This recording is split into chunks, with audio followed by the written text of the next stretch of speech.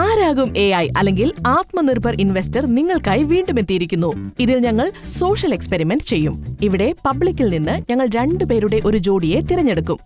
അതിനുശേഷം ഞങ്ങൾ അവർക്ക് ഈ AI ബലൂണുകൾ നൽകും. അതിനുശേഷം ഞങ്ങൾ അവരോട് ചോദ്യങ്ങൾ ചോദിക്കും, ലളിതമായ ചോദ്യങ്ങൾ. ചോദ്യങ്ങൾ അവസാനിച്ചു കഴിഞ്ഞാൽ ആരാണോ ശരിയായ ഉത്തരം നൽകുന്നത് അവർക്ക് ഈ AI ബലൂൺ പൊട്ടിക്കാനുള്ള അവസരം ലഭിക്കും. അപ്പോൾ വരൂ, നമുക്ക് ആരംഭിക്കാം. ഇന്ന് നമ്മോടൊപ്പം ഉള്ളത് രാശിയും ഋഷിയുമാണ്, ബ്രദർ സിസ്റ്റർ ജോഡി. അപ്പോൾ തുടങ്ങിയാലോ? നിങ്ങൾക്കുള്ള ആദ്യ ചോദ്യം ഇതാണ്. നിങ്ങൾ 2 പേരിൽ ആർക്കാണ് ഏറ്റവും കൂടുതൽ ക്രെഡിറ്റ് കാർഡ് ബിൽ വരുന്നത്? എനിക്ക്.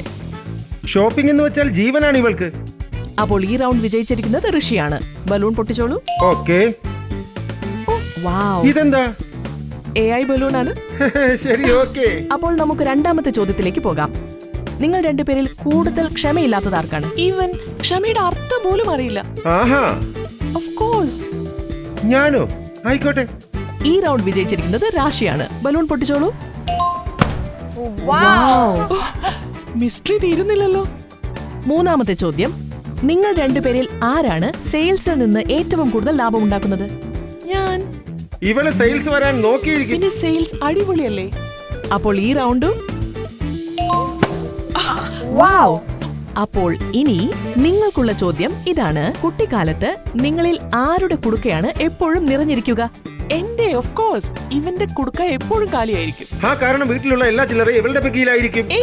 അല്ലാതെ ഇവൻ നുണ പറയുവാണ് കേട്ടോ. ഈ റൗണ്ടും രാശി ജയിച്ചു. ബലൂൺ പൊട്ടിച്ചോളൂ. ഇതിൽ എഴുതിയിരിക്കുന്നത് ആത്മനിർഭർ ഇൻവെസ്റ്റർ. AI, അതായത് ആത്മനിർഭർ ഇൻവെസ്റ്റർ. ഞാൻ സഹായിക്കാം.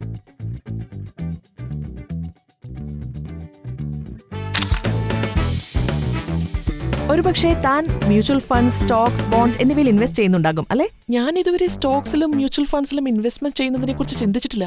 നിങ്ങളെപ്പോലുള്ള യുവജനങ്ങൾ ഇത്തരം കാര്യങ്ങളിൽ വലിയ തോതിൽ പങ്കുചേരണം. രാജ്യത്തെ 20% ഡിമാറ്റ് അക്കൗണ്ട് ഹോൾഡേഴ്സ് വനിതകളാണ്.